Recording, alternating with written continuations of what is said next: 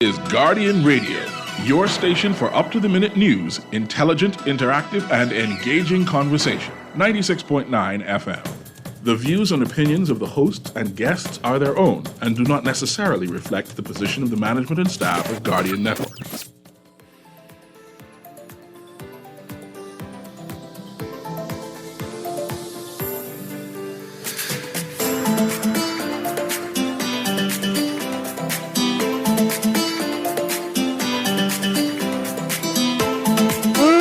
Morning and welcome back to Guardian Radio 96.9 FM, station for fresh news, smart talk all day. It's my pleasure to open up the second half of this hour on Wednesday, the 15th of May, 2024. This is the Man Down Mashup Hour, where we turn 1 hour into 2 hours and we analyze what's in the news. Today we are exploring the role of the public intellectual in a small island developing state like the Bahamas. We have sort of centered the town hall meeting about the quote-unquote new hospital, quote-unquote new state-of-the-art hospital that is being proposed to be erected in the Western District of New Providence on what they call that highway, which is between the six-legged roundabout and the Saunders Beach roundabout. I think it's called New Providence Highway? Yes. Yeah, New Providence Highway.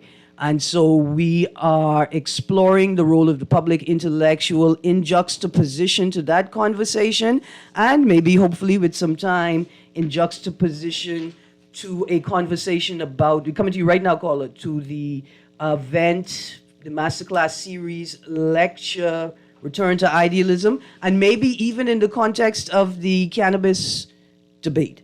Okay. But caller? Let's go to the caller. Call going once. Good morning. Good morning, Mr. Newry. Good morning. How you doing? Fine, thank you. Good morning, Aaron Cuz. Morning. Listen, Mr. Newry, I have a question. Mm-hmm. The property that the government is planning to use for the new state-of-the-art specialty hospital, is that Crown land? The majority of it is Crown land. But isn't that a swampy area? We have engineers who can build on swampy areas, yes. You kidding me? Yes, And to talk with the best in the Caribbean.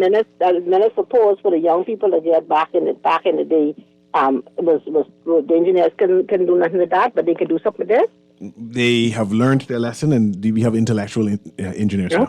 Okay. I think Gladstone Road, or like even the spot that is being burnt right now by the forest fire, Coral Harbor Road, and because we have so much people in the Carmichael area, then you have emergencies from the airport that comes in. Sometimes you have to go through traffic to get them to the hospital. I think that would be an almost perfect area, because we already have one up in the east, one there to the west. I think would be good. But the question is, what are they preparing to offer there? Again, if we go to the article in today's Tribune, the 200-bed specialty hospital will specifically host women and children, featuring a neonatal unit, imaging services, morgue and pathology services, and telemedicine. I mean, I expected that it would have a trauma center, like you say, to receive people being flown in from the family islands. Yes. But that's not happening. Well, yes, and then if you look at it too, traffic-wise, it would be easier, especially for persons who live like in the middle of town and western area more, because the traffic is really bad trying to get to the one that we have up there now. But you are mixing up the issue. And let me explain why I say mix up the issue. You are looking at the hospital, the proposed hospital, the specialty hospital, as a general hospital which will service emergency calls. This isn't for emergency calls, so there's no rush and need to say, well, this is centered or anything. This is a casual drive, and this is a central place for it. So I hear what you're saying. Oh, this would be better for, but the reasons why you're saying it's going to be better, it doesn't make sense because it's not a general emergency hospital. I understand that. Okay. It's not general, but they say other stuff will be happening there. But I still feel like even for those services, it's still traffic to get to the one that we have now. And for that area, The distance is a little longer, depends on where you're coming from, but still, I think it's less traffic to get there. You ever seen a woman in labor and need to get to the hospital? It happens a lot. Mm-hmm. Imagine you living on East Street and have to go to Michael Road too. I understand. Even to get to PMH where it's at now. Imagine you live in Exuma or Acklands and you having a complication with your pregnancy and you got to fly in, and then from you hit the airport, you got to now drive to PMH. Thank you. Thank Yes, you. So we got to be more considerate. I think we need to do some serious cross the town hall meetings to figure out a good spot. I don't think they should come up with a good spot on their very own, because they don't seem to be having much of a good idea in their heads these days. I'm sorry to say so. But the only good thing is they already concluded this will be the spot. There ain't that's something, eh? Yeah, there ain't no debate no more. Well, let me hush up then, because my opinion no matter. Don't say Listen, that. is Mr. Newry, historian, is that the land where they discovered or found the old train tracks, the old sort of railway transportation track? I think the railway transportation tracks are in Cat Island and Abaco. However, that's where the water wells were. So when you go on that land, you'll see a lot of waterways, and this is where we got our water from some time ago. So the wells are still there. So now, in terms of... So will construction of this hospital in any way interfere with, reduce, or completely eradicate access to the water table and access to fresh water from home wells? It should be something should be considered. And I know they have environmental people. The next town hall meeting, because it's going to include environmentalists who will speak on that topic in terms of how will the construction of this hospital impact the water wells and the mangroves, because there's a mangrove swamp in that area also. Listen, Sandyport was built on Sandyport don't beautiful... flood. They don't flood though. They had the best engineers develop that. So they were able to work with the land and contain the water in a way that wasn't detrimental to both the environment and the structures they built there, right? But as soon as you go over that bridge, Sandyport, you can flood. Just saying, Sandyport you can flood, but over that bridge. 323-6232, 325-4316, 325-4259, 242-300-5720. Anybody who was at the town hall meeting, just call or text 422-4796. Was an EIA, an environmental impact assessment, presented? Was it referenced? Did anybody talk about it? Did anybody talk about an EMP, which is the environmental management policy or plan, environmental management plan? Did anybody talk about the things we're talking about now? How will the surrounding communities be affected by this construction? Will there be an impact to their access to well water? Will they have to then re-landscape their properties to prevent flooding in the area? Were any of these things raised or discussed at this meeting? Here's a text, Mr. Newry. Speaking to your intellectual topic, we have intellectuals all over the archipelago. 52 is one of them. He thinks about and applies what he is reading to the Bahamian experience. C. Allen is another. The real issue is, like Aaron said, the political class prefers to hear from them in private to, quote, steal their ideas, close quote. Until governments are willing to have open discussions with the people, our intellectuals will always be marginalized. And until professionals are prepared to create guilds and journals and associations that function as more than liaisons to the political class, where you document your expertise regularly so that Bahamians can weigh your validity in governance or in policy or wherever on their own, as opposed to your validity is determined by your affiliation to a political party, then we could get somewhere. At the event at UB, where they had the Honorable McWeeny, Casey, where they had the Sir Sir Franklin Franklin Wilson, and of course they had the intellectuals from UB, Dr. Ian Strawn, and it's another person. Tracy Thompson, Yes. Dr. Tracy Thompson. Right? The intellectual McWeeny mentioned a time when Aaron Bailey hosted spots where the intellectuals came about and talk about constructively and propose ideas on how the Bahamas can develop. R.M. Bailey as well as Government House? No, I mean, R.M. Bailey, the Government High person. School? No, the person. Or where R.M. Bailey came? Yeah, the person, R.M. Right. Bailey, the man, right? They propose an intellectual response to the sitting government in terms of what can we do, where should we be headed as a country. The texter suggested that we have intellectuals who express themselves. And you mentioned guild. There is no intellectual guilds, therefore, ergo, there is no intellectualism, right? Because there needs to be a spot, a conclave, a space where what they say, iron sharpen iron, like some kind of quote is that, or there needs to be a place where these so-called intellectuals that the texter suggested put their work, their writings, their proposed ideas, and flesh it out for the public. And if they are unable or not doing that, they do not exist. I mean, that ain't no true. No, it exists in your mind. I exist. Like God exists. I exist. And God exists. I exist, and I try to balance my engagement on the show to continue to maintain a space to be able to perform as a public intellectual. But you have a collective body of work in terms of your historic work and where you've gone in spaces to express your space. Yeah. And I would dare challenge those people who were mentioned, where is their collective body of space where I can come and say, let me research and see if I can apply these things to what is happening. Where do anyone write to the editor anymore?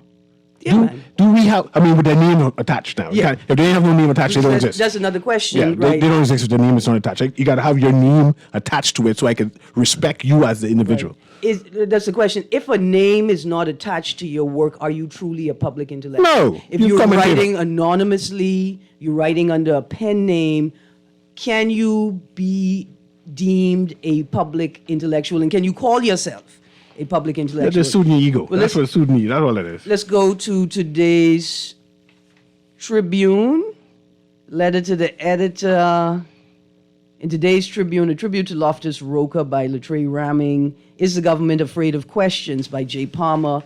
I was hoping that we would see Ortland Bodie, one of the regular writers, right? In a letter to the editor, Kevin Evans. He's very polarizing, isn't he? Yeah, but they are polarizing, but they do write And they attach the name. So you gotta respect- prolifically, and they attach the name. And they go to extremes. Right. Either extreme And left so, or extreme so right. I could appreciate a biased or polarized contribution once you attach your name to it.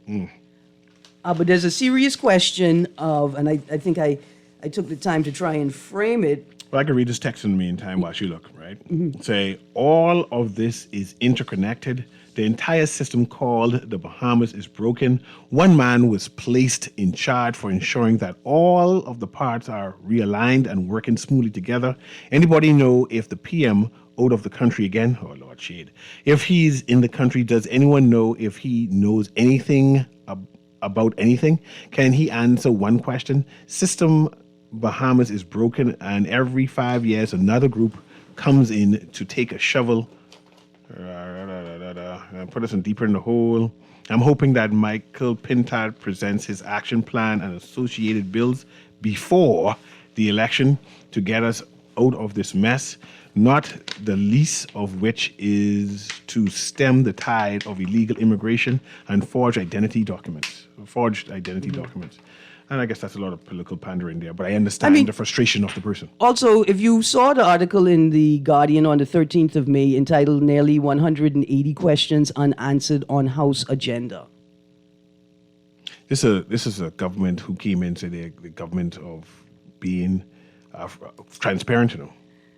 Absolutely. In fact, this is a really good article. I think because what it does is it juxtaposes when the PLP were in opposition and asked the same question. And then they moved to when Pintard asked the question, or when the FNM placed the same question on the table for question time. Well, we have need to interrogate that later on. Very interesting. Let's go to this call it in, Aaron, and let me read this text. It says, the train tracks is by the Red Cross. Former Prime Minister Ingram was going to put the hospital there. It's more land there. The Higgs are the owners of the land. So, okay. So apparently there's a proposed other hospital is going to be on the opposite side by the Red Cross, and that apparently the Higgs, whoever the Higgs are, owns that land. Eminent domain. No, eminent, you still got to pay them. Okay. Yeah, but I guess the issue is someone got to get rich, and it's who we can get rich. There you go. Let's go, caller. Can you hear us? Yes. Good morning, Mr. Newry. How you doing? Good morning, Ms. Green. Good morning. Yes. I mean, it's interesting that Ms. Green was talking about, I think, public intellectuals or something like that, because last night I already had my mind made up that I was going to call Mr. Newry, and but they call it inside out, and I could pick a bone with him, you know, on that basis, based on that same kind of principle. A couple of days ago, Mr. Newry was talking about how he feels as if he needs to be more intentional with his platform. I think to try to be more effective in terms of influencing probably positiveness in the society. Am I correct, Mr. Newry, so far? You remember that? Yes, I was on my social media page. Go ahead. Yes, and Ms. Green was talking. I think she said something about idealism. I think some idealistic thing and something like that too this morning, right? Mm-hmm. Well, I feel as if Mr. Newry, that an ideal thing for you to demonstrate on your platform, right, is to be a fact checker. All right, and do not allow individuals to say or speak against things that are not true. I appreciate when Ms. Green does that, whenever she does that. Whenever there's someone on the show, even if they're in the studio with her or on the telephone, and they say something that is factually incorrect. Mm-hmm. Ms. Green always, I mean, I won't say always, but at times I've seen her correct individuals, right? Now, I feel as if that is something that you need to be doing too, sir, because you are a public intellectual, Mr. Newry. Devil's a liar. Stop calling me names. I agree with you there. He's definitely a public intellectual. You qualify Take as that a back. public intellectual. Take it back. Take it back right now because so I you have pause a you. responsibility, Mr. Newry. I don't like people calling me names, though. To be impartial when it comes to what is said on the radio and how it is addressed. But I bias.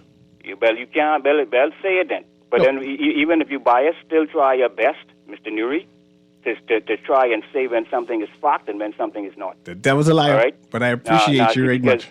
But let's go, Aaron. Let's continue the conversation. Try to change me. The devil's a liar. I like entertainment too much. That's why I have you. You do the fact checking. There you go. And I do commentary on the fact checking. Absolutely. Social commentary. I know fact checker. That's why Candy inbox me. Say this next. No, I said it. I mean, she said correct this. Correct this. No, I do commentary. Entertainment. Yeah, and it's a balance, right? Because you can quickly be accused of attempting to change people's minds when you correct them. I ain't correcting nobody, man. People accuse you of arguing with them, and really what you're trying to do is put on the table what is perceived by the majority as the actual definition of something. But it's tricky to curate a space. It's tricky to curate a space, to create and manage a space where people with differing views can come in and challenge each other. And it's tricky in this place because we stopped doing it. Yes. We stopped doing it. But I should get your reading right there. Let's go to the next caller. Absolutely. Go ahead, caller. Can you hear me? Yeah, Ms. Green, Mr. Newry, the most addictive show on earth. I call again. You see the last caller, right? Mm-hmm.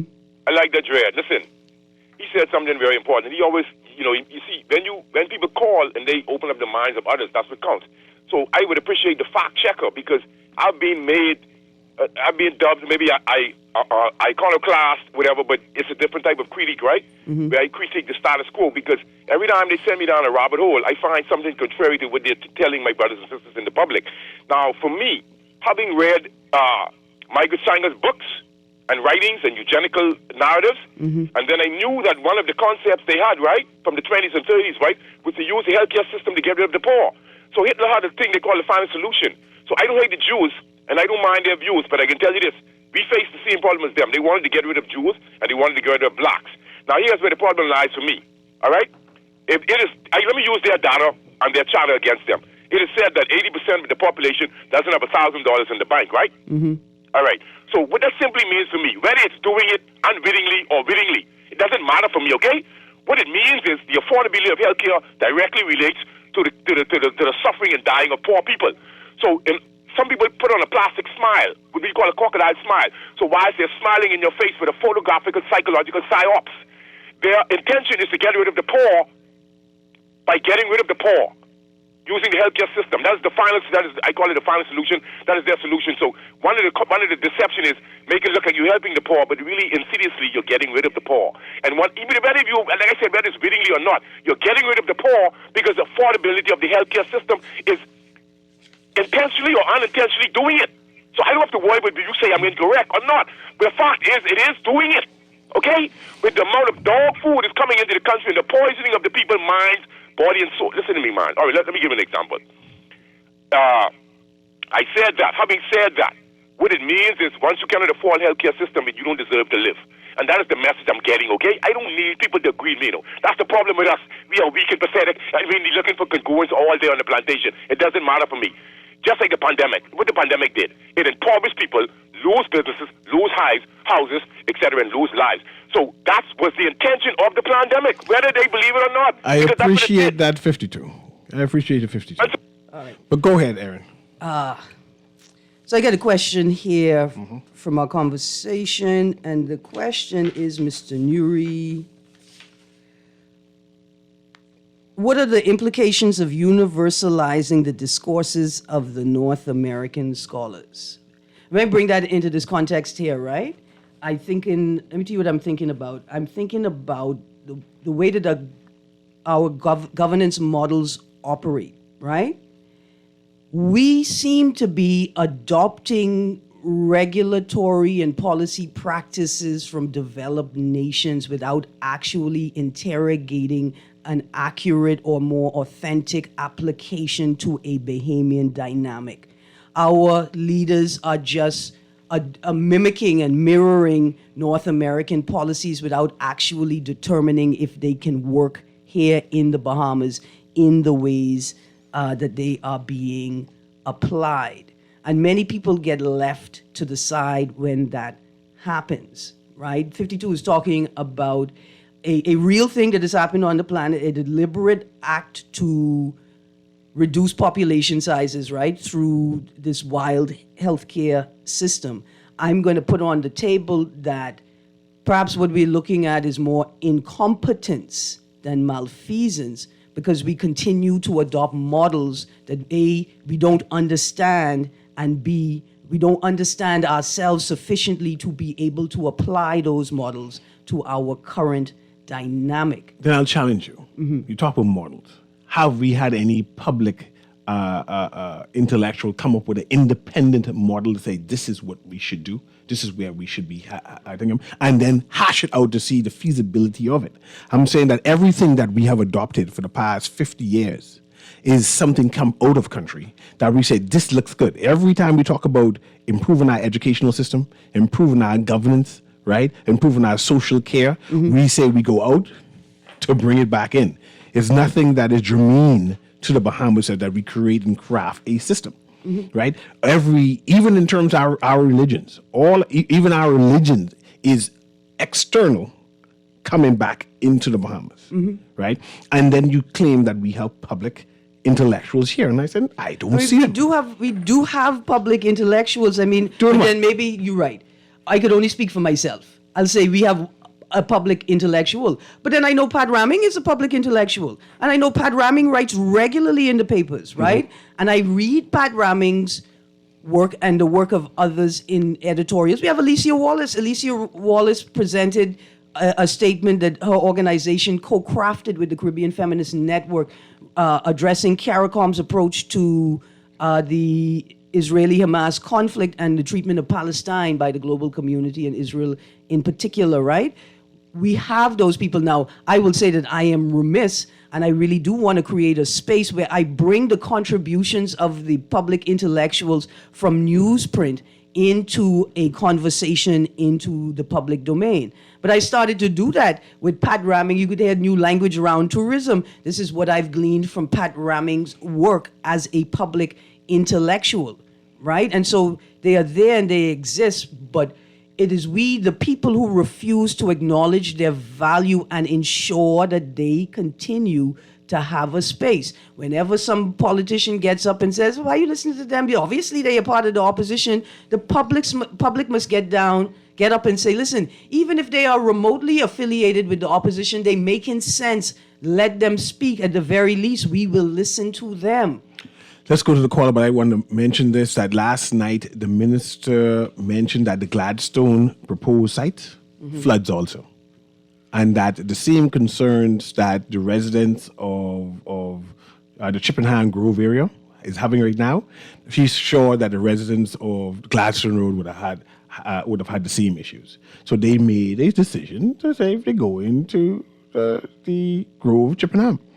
So when people complain, it basically saying that come with the facts, and see that it's basically the same thing. But let's go to Where are the facts? Where are I have the no facts? idea, Aaron. I don't know where the facts are. In fact, it is a political class, a political practice that keeps the facts hidden. Yeah. So nobody could engage in a sensible conversation, and then the political class could just say, see, you don't know what you're talking about. I'm just saying that was while discussed. they refuse to give the general public access to the information. Just saying that the minister discussed it. Listen, we've had first of all, we've had an iteration.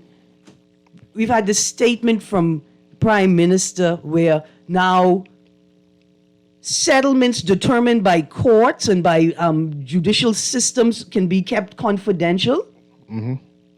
Right? It seeped right in, and all of the supposed intellectuals in these parties refuse to say anything in the public. We know they speaking.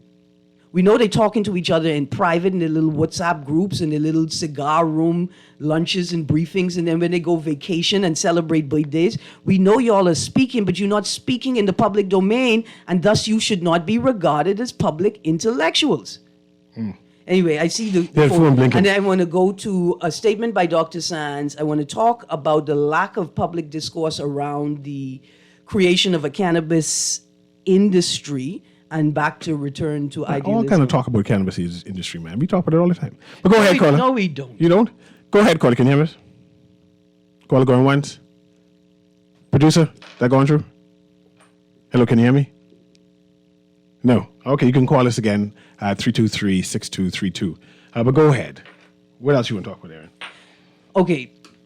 First of all, we are about to create a medicinal cannabis industry. Producer, let's go to the call because I'll stick a pin for the caller. We're about to... Go ahead, caller. Can you hear me? Yes, Mr. Newry, you didn't allow me to finish my point, sir. Okay, I'll see if I have to cut you again. But go ahead. You had to cut me for what? Because I control the show.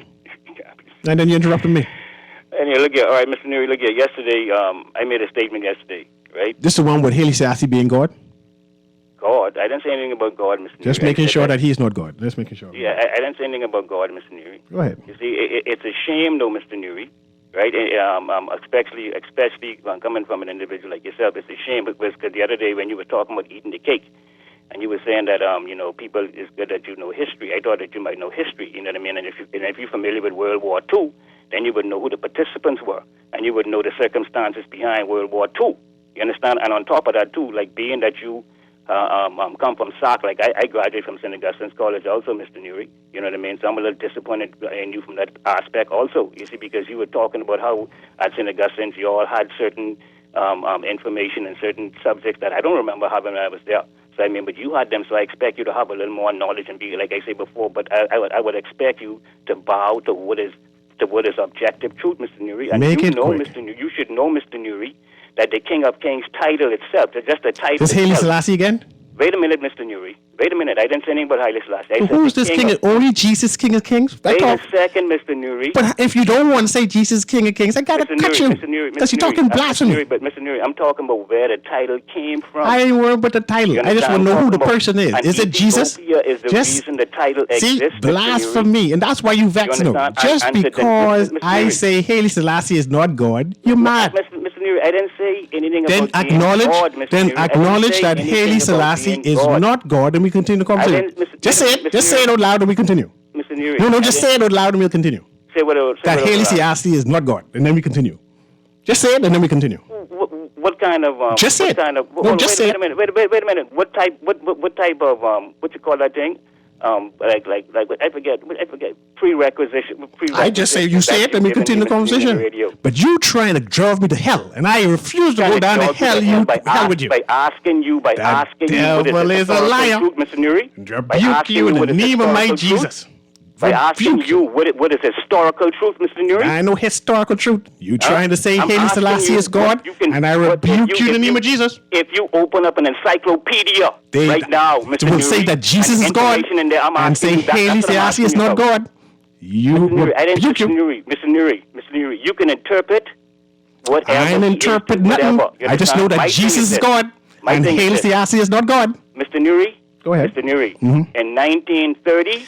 no, you're trying to go back down there. Just start the conversation. That Haile Selassie is not God.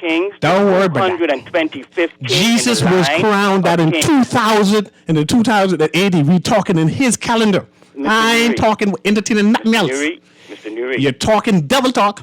I rebuke you in the name of Jesus. And you see, Mr. Newry, you are the name a prime of Jesus. Example. You are a prime example. You're talking devil talk. You are a prime example of not talking devil talk. You're a prime example of not talking devil talk. I'm just saying that intellectuals in this country. I'm just saying that I have to cut you now. I still have to cut you, Mr. Newry, because you trying to put on the airways that Haile Selassie is God, and you vex because I refuse to acknowledge that. Mr. Newry. Jesus is your Lord and Savior. Example of the failure Jesus of is your Lord and Savior, and you must yield in the name of Jesus. Okay? All of that talk about Haile Selassie from yesterday, no, vexed to rot it. But I refuse to let anyone come on the airways and say that Jesus is not God. You could debate who Jesus is, but Jesus is God. But let's continue though. I mean, call the name of Felix Bethel. You think Felix Bethel is God? Definitely a public intellectual. Yeah. Yeah. So I wanted to just bring the cannabis debate into this conversation, right? In the Minister administration, we heard this fanciful talk where Minister desperately intended for us to infer from his commentary that he is close to legalizing recreational use of marijuana, right? And then snap election, the PLP take up the helm, the blueprint for change, we're going to create a cannabis industry. I attempted to curate a conversation about this because I felt it was important for this conversation to be framed properly. Mm-hmm. What I realized when I heard people responding to it was that people don't know what the law is as it exists right now before any cannabis bill is passed. There are 11: Cannabis Medical, Cannabis and Recognized Jurisdiction Order 2023, Cannabis Bill 2023, Cannabis Regulations 2023, Dangerous Drugs Amendment Bill 2023, and there are 7 more bills to be tabled. Mm-hmm. As it stands right now, an individual can cultivate, possess, and consume, and even sell Indian hemp products, some Indian hemp products, with authorization from the relevant ministries. That exists in the law right now. Yeah. Has anyone given authorizations yet? I know that recently the Commissioner of Police did some raids to several stores who sold products that had hemp or CBD. Or yes, right, in it, and said that nobody, that's a statement, nobody in the Bahamas has permission to sell these products. At that time, I remember that was right. So what he could say is that after reviewing the files, no one has been granted authorization to possess, trade, or sell these items. But as the law exists, that authorization can be granted. I'm aware of an individual who was cultivating Indian hemp for industrial use on Mayaguana. When you say Indian hemp and industrial use, give me an example so people can understand what you're talking about. He's growing rope. He's growing hemp for rope, fiber, right? To be processed for fibers to make rope for industrial use. He's growing rope. He's growing weed. Listen, this is the problem with attempting to carve out a space for public intellectual discourse. The law speaks to all Indian hemp products and byproducts. So it covers the THC contained cannabis that people are smoking, and it covers the Indian hemp for industrial use, for fibers, for construction use, right? It covers the gamut of it, all of it. the THC candy products, the buds, the things that you smoke, the fibers that are grown, all of it is covered by the law. You need authorization from the relevant ministries and ministers to be able to cultivate, consume, export, whatever. That exists in the law right now. I assume that's what you're trying to promote. You're trying to say that... No, I'm not trying to promote anything. The point I am making is that this conversation about decriminalizing cannabis is a disjointed and awkward conversation, and I suspect that the state intended for it to be that way because it shut down any attempt at... It shut down and discouraged any attempt at public intellectual discourse around the matter. In fact, almost every private NGO stakeholder in the conversation that I invited to come on my show refused, and I suspected that they didn't want to say anything that would decrease their proximity from the government. Right? They didn't want to say anything that would put them on the outs with the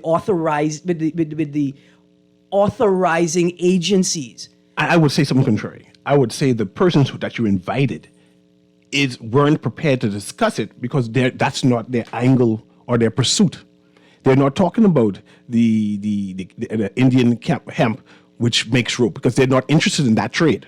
They're here to promote a particular aspect, and that aspect is what the government is talking about. Pause.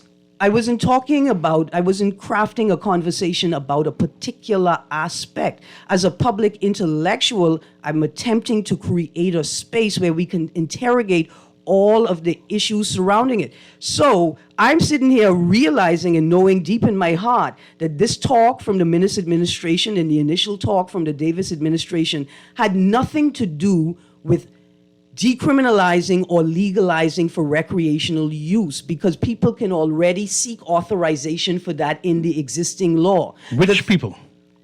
Anybody, foreign investors, Bahamians, to get permission to get authorization to cultivate, to consume, to export, to process. You could, in the existing law as it stands now, the point that I'm making is that I suspect that the government created an environment that discouraged any public intellectual discourse around the issue, because that would expose what it is that they're doing. And what it is that they're doing is creating a medicinal cannabis industry. What's wrong with that? What's wrong with it, first of all, is it's not what the Minnis administration first intimated that it would be doing. This is a different administration. I believe, just me, this administration will fulfill what they promised. That's not relevant to the conversation that we're having or the points that I am making. The points that I am making is that the Minnis administration started it and the Davis administration picked it up and continued it. The it being discouraging any public intellectual discourse on the matter, because that would not be politically expedient. I believe that in contrast to the Minnis administration and Davis administration, I think the Davis administration will pull through at the end. Maybe nearer to the election. But that's not but you will see that this debate will be concluded with. In contrast to the Minnis administration, which just don't do anything. No, but but that's not the point that I'm making. The point that I'm making is that people expected the question of legalizing recreational use to be on the table, and it's not. And that if we had more public discourse around the matter from the onset, then it would have been exposed to people that the prior Minnis administration and this Davis administration had and has no intention of legalizing recreational use. And the measures that they have made to decriminalize recreational use are in and of itself ineffective, because the real problem is not that you get fined for having a joint, you go to jail or counseling for 3 months for having a joint, but that the U.S. government does not expunge their records when the Bahamas government expunges its records, and you can be denied a U.S. visa indefinitely for doing something that you Americans, almost the majority of which can do in their own home states. See, I hear you. right, and so there was a space for public intellectual engagement around the matter. There is still a space for it, but because we did not have that space, there's a whole bunch of people who are frustrated, are disconnected from the conversation because it's not what the government said that it was intending to do. But we know from the last commission, the Marijuana Commission, they said that they're not entertaining any recreational debate. I don't think that's quite what they said. I remember having a conversation with it, and they said that they're entertaining medical marijuana, and they're entertaining a specific group who does it for their Eucharist. Two different options. Yeah, I can be And that honest. was full I can be honest with you as well. I'm troubled by what I perceive to be the lack of public intellectual discourse, even by that committee. Even by that committee. Anyway, we're going on a commercial break. This guy on Radio A.M. with CA Newry, and let everyone be known and be clear. Jesus is God, not Haile Selassie. Amen? We'll be right back.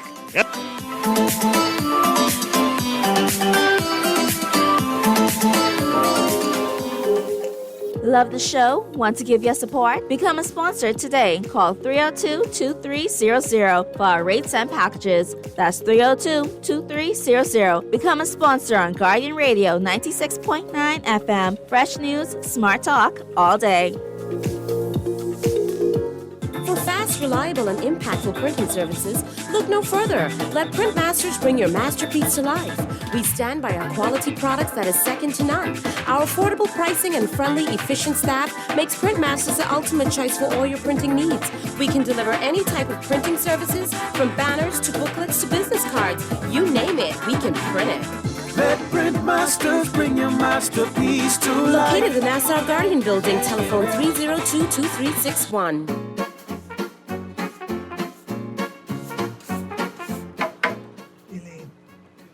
Hear what Boss Man was saying in the back there just now? About what? The luncheon?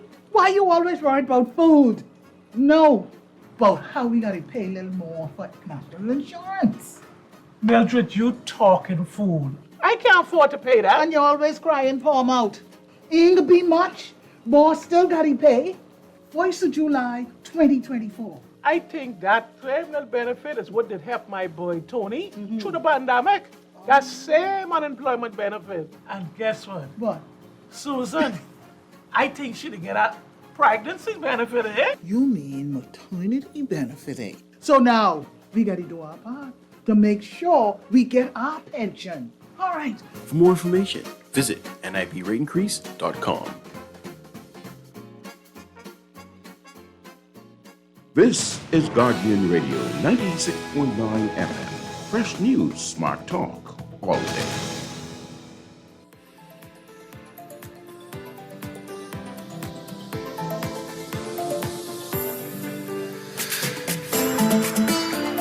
And welcome back to Guardian Radio AM. Is this a call on the phone? Just check it to see so we clear the line. Go ahead, caller. Call going once. Are you there, caller? Yes, can you hear me? Yeah, man. Go ahead. Sorry about the wait. Man, you're having a good show. I must congratulate you on Mr. Green this morning. Thank you. Yes. I want to talk about the marijuana first, if it's possible. Yeah, man. Let me introduce myself, Kareem Hanchel. I ran in 2 elections, independent. How many votes you got? I'm also a supporter of marijuana recreational legalization. Yes. And as you said, the direction of the government is not pushing for recreation. We're not having a conversation outside of the religious purpose. And not everybody uses marijuana for religion or for recreation. Some persons just use it because it's a form of meditation. It's a private use, and it helps. And medicine is good too, but not the only thing. And then we talk about the hemp. A lot of people don't know that hemp has a lot of byproducts, and it is far better than we talk about blocks. Marijuana they turn hemp into not marijuana, but hemp into blocks. They have you can build homes out of. She talked about fabrics, textiles. Fire-resistant blocks. Yes, they breathe oxygen. Yeah. They clean the air. Mm-hmm. They clean the air. They're renewable. That's what we're talking about, taking our country forward. So the dynamics of marijuana goes beyond just recreation. You could create laws and regulations to protect persons who are underage. Because when I started smoking marijuana as a politician, I was 21. I was a man. I was in university. And so I was able to understand, and I have my belief in why I do it versus alcohol. I don't drink. I drink water and I'll smoke me a joint, but that's basically my meditation on what I use it for and how I function on a day-to-day, on the job, and off the job, okay? You smoke weed on your job? If I smoke weed I own my business, so at the end of the day, you don't drive no car, right? No, I don't drive car with marijuana. No heavy machinery either. I don't grow marijuana. But at the end of the day, marijuana at the state shouldn't be illegal because you talk about numbers. Numbers was illegal. They made it legal. Marijuana is one of that case studies. Something that you could just make legal. You know, you're expunging records, but then you're still locking persons up. You're not regulating the persons. Persons are currently probably in the business. You're not putting them at the table to even get their input in terms of how you could keep them in the business. Okay, because then you don't want to just filter people. Look, that's unemployment. When you talk about statistics, people know and what kills. Alcohol has killed more persons. I don't even know if weed kills anybody. I don't know if weed gives you even. I don't even know if weed even gives you cancer. Okay, I've never heard a person suffer from getting cancer from marijuana. At the end of the day, it is what it is. But I think, as Aaron says, the intellectual conversation around the industry and around the conversation of marijuana has to be done. And looking at the dynamics of the hemp side of it, looking at the medicinal side of it, looking at the recreational meditational side of it, and looking at the religious side of it. So it can have a full understanding, so when people make a decision, they'll understand that if I had a choice, I would choose marijuana over liquor any day as a product to make money from, both globally and locally at the end of the day when you talk about all levels. And in conclusion, I want to say this to you, which I agree with, in terms of Selassie. Because out of Selassie mouth, he said it himself, that that God, Jesus born from one parent. That was it. Selassie said that he had mommy and daddy. So how could he be Jesus? Or how could he be the Son of God if he had both parents, mommy and daddy, flesh? And then the Most High, Jesus, had one parent, flesh, which was the mother.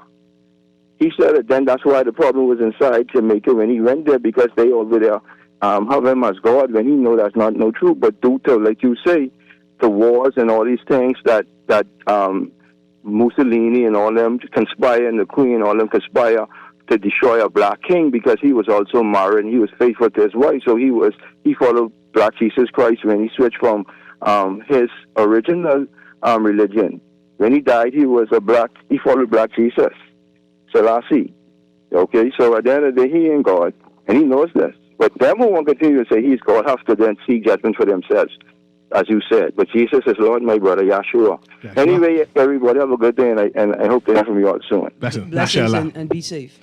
We have 3 minutes here, and make it quick. So anyway, they said the Bahamas National Marijuana Commission held town hall meetings throughout the Bahamas. They also did community walkabouts and a public survey via Open Current. See, all that was done. That's good. Hold on, pause. Mm-hmm. That's good. It's not sufficient. Simple. It's very good. It's not sufficient, right? This requires a thorough, we have to have this conversation about the potential legalization of recreational use and all of this. We have to talk about the drug era. We have to talk about the legacies of the drug era. We have to talk about the economics and the evolving economics of the shrinking drug era. All of these things have to be put on the table to talk about. But imagine we spend all of this time allowing our government to pretend like it's having a conversation about the fullness of cannabis and what could be done with it. And their intention was simply to regularize a medicinal cannabis industry for obviously only a handful of actors, because only a handful of actors could meet the strict requirements of the industry, right? But it is our place as citizens to demand that the state engage in public intellectual discourse by creating that space.